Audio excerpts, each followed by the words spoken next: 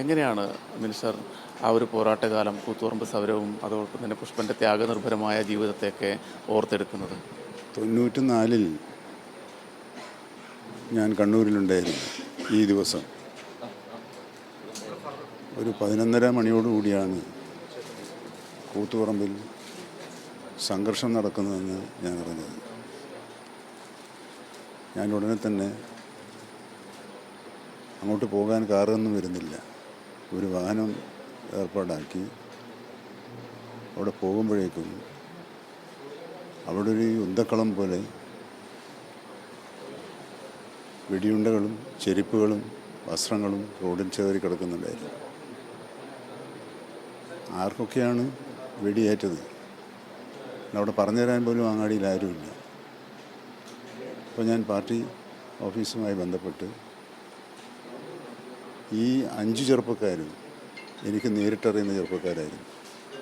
തലശ്ശേരി കൂത്തുപറമ്പ് ഭാഗത്ത് സമർത്ഥമായ രീതിയിൽ യുവജന പ്രസ്ഥാനം കെട്ടിപ്പടുക്കുന്നതിൽ ജനപ്രിയരായ വിധത്തിൽ പ്രവർത്തിക്കുന്ന നല്ല മിടുക്കന്മാരായ കുട്ടികളായിരുന്നു അവർ.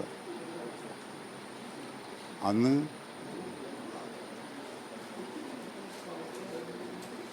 മരിച്ചു വീണവരിൽ അവരുടെ വീടുകളിലെല്ലാം സന്ദർശിച്ചപ്പോൾ പുഷ്പൻ മരിച്ചിട്ടില്ല എന്ന് മനസ്സിലാക്കാൻ കഴിയും.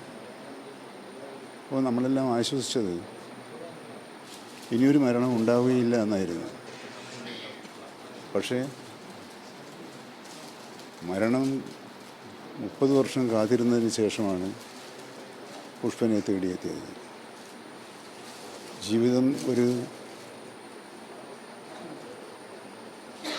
ലക്ഷ്യത്തിന് വേണ്ടി ആത്മാർത്ഥതയോടെ ഒഴിഞ്ഞുവരിച്ച നിസ്വാർത്ഥ പ്രവർത്തകൻ, ആരോഗ്യത്തോടുകൂടി തിരിച്ചു വരണമെന്ന് ആഗ്രഹിച്ചവരാണ് ആ നാടും പുഷ്പനെ അറിയുന്നവരും.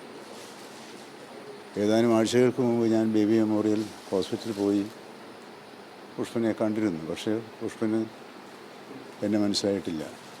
ആരെയും പുഷ്പന് മനസ്സിലാകുന്നില്ലാത്ത അവസ്ഥയായിരുന്നു അത്.